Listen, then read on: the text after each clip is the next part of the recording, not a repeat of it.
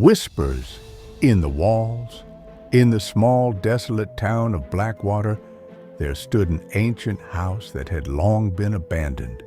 The locals called it the Hollow House and avoided it at all costs. They whispered tales of strange noises and ghostly figures that roamed its dark corridors. But curiosity is a dangerous thing. Evan, a young man new to the town, scoffed at the rumors. He saw the house as nothing more than rotting wood and crumbling stone. Determined to prove the legends wrong, he decided to spend the night within its walls.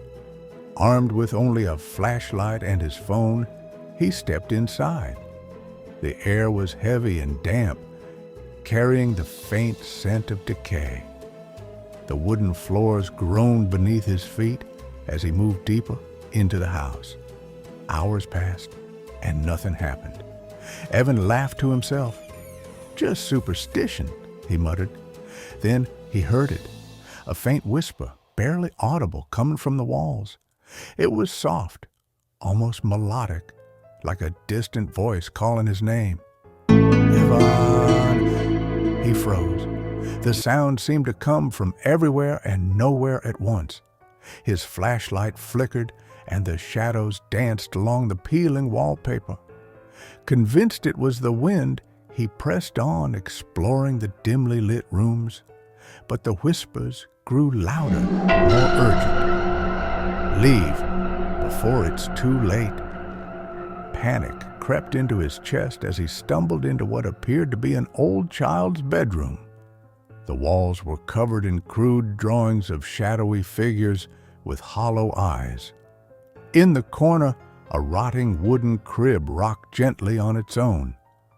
The door slammed shut behind him. Evan spun around, banging on the door, but it wouldn't budge. The whispers turned to anguished screams that echoed through the walls. Suddenly, the wallpaper began to peel away, revealing decaying flesh beneath, pulsating and writhing as if the house itself were alive.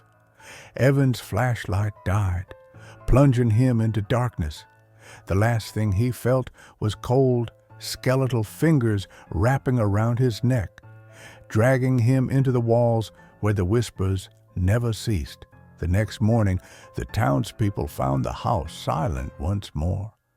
But if you listen closely on a quiet night, you can still hear Evan's voice whispering from within the walls.